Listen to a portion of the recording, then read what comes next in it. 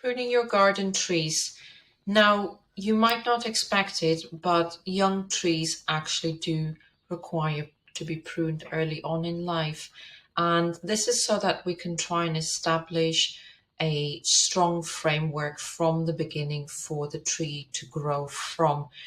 If you don't do this, you do run the risk of creating problems later on in life.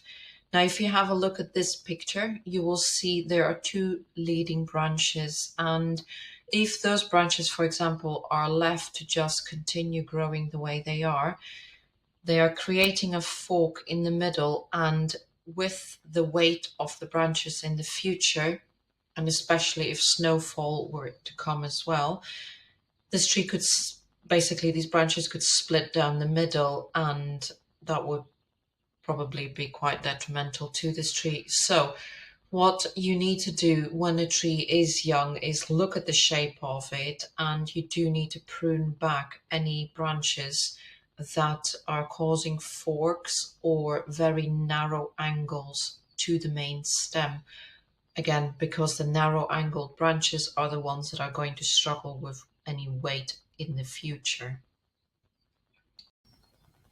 Pruning of established trees isn't really required to be done every year, but you do need to go and have a look if there's any dead wood, any diseased or damaged branches, in particular, so that in a storm you don't end up having branches snap off and damage the healthy branches underneath.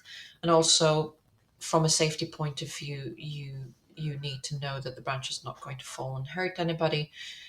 If a tree is in an area where its size may be causing a problem, then obviously pruning back some branches to maintain the shape and size should also be done during the winter months. Pruning of flowering trees, such as these flowering cherry trees, can be done, but you have to do it after they have flowered so that you're not cutting off the branches that would otherwise have given you flowers. Again, you want to prune out any dead, diseased, or damaged branches, and then if you need to cut out anything that is not contributing to the overall shape and size of the plant. Pruning of trees which are grown for flowers and for fruit. These need to be pruned in the winter when the trees are dormant so that you don't cut off again any branches which may have produced fruit for you, fruit or berries for the garden. Pollarding of trees is something you see a lot around wetland areas where willow is grown, and also more on the continent where people tend to grow a lot of plane trees to line the streets in France and in Holland. They're often used as parasol trees, and I've seen some really beautiful shapes made by pollarding trees in Copenhagen. And I really do like these beautiful structures that are created that give these bodies of the trees in the winter. But this can only really be done to certain types of trees. So I've listed the trees that are suitable to be pollarded like this. And again, depending on the age of the tree, you have to do this in stages over a couple of years until they are mature and form these gnarly ends that every year you just prune off all the new growth from. As you can see on the right, all those round stubs are quite a few years old, and every winter they will just have all the new growth pruned off them. The willows are often harvested, so they will have them all chopped off. Again, you can see in the picture those willow plants are fairly old. Um, so these are all great trees that can put on quite a lot of growth in one season, yet if left unpruned will grow very, very large. But by pruning them back hard, in the winter, you can either maintain a beautiful shape or a much smaller tree. So you get the benefit of having lots and lots of green growth in the summer, but without it getting out of control over the years. Coppicing is like pollarding, only this time what you do is you cut the plant off at the ground level, and this is done to stop trees like the eucalyptus from growing huge like they naturally would want to do.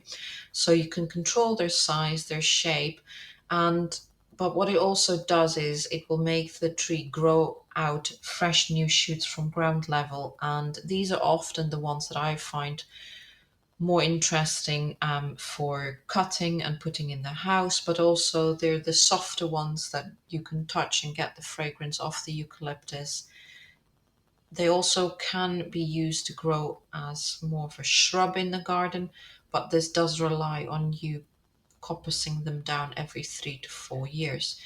Now, the other thing that you just need to be aware of is the winter frost and especially the wind will scorch these trees, especially the young shoots. So I wouldn't prune them really until we're well into spring and you can sort of comfortably say that the weather is going to be okay, because I have done this too early in the winter and I have ended up losing the trees. So just wait until you're sure the weather is warm enough that they will tolerate being coppiced. Conifers, pruning of conifers, this can be a bit tricky for a couple of reasons. First of all, conifers like to bleed sap. So literally when you cut them and they are in the growing season, active growing season, they will just ooze and ooze and ooze liquid from the plant, which isn't good for the plant. So you do need to be careful when you prune them, and for them it is best to be pruned in the autumn to the early winter so that you're not pruning them close to when they're going to go into active growth, which often is early in the spring. Then when you look at different types of conifers, some of the ones that grow like your traditional Christmas tree shapes, first of all, never cut the top of these because they will not further grow up and they will end up looking like stunted tables.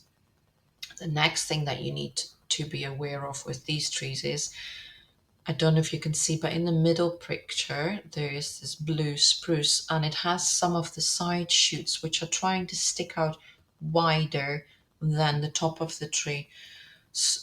And can you also note that that's then casting a shadow further down the tree? So these shadows can cause the lower branches to drop their pine needles because they're not getting enough sunlight.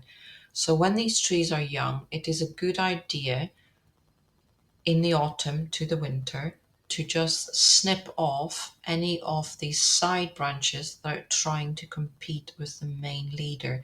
Keep the main leader going up and then encourage the tree to grow into a nice conical shape so that you can maintain lush growth all the way from the top to the bottom. The other thing to note with conifers, and this is more especially relevant to ones grown in hedges style, is if you cut into the old wood, it's not going to regrow. So once you've chopped off all that nice fresh growth, if you're lucky and you wait several years, you might get some green growth, but it is going to look ugly for a very long time. And if a hedge is that far overgrown, it probably is best to be replaced at that point. Now, if you have mature trees in your garden and you want to do something to renovate them, make them look better, help them be healthier, there's a couple of methods that you can employ to do this. First of all, we can go in, prune out all the dead, diseased, or damaged wood, any branches that are crossing and rubbing each other. Then if your crown is very thick and if a pigeon can't fly through the middle, then it probably is too overcrowded. What you want to do then is something called crown thinning, and you basically remove some of the branches from the center of the tree to allow more air and light flow through the canopy. If the tree is very overcrowded, you might want to do this in stages over a couple of years. Otherwise, you might shock the tree if you take off too much.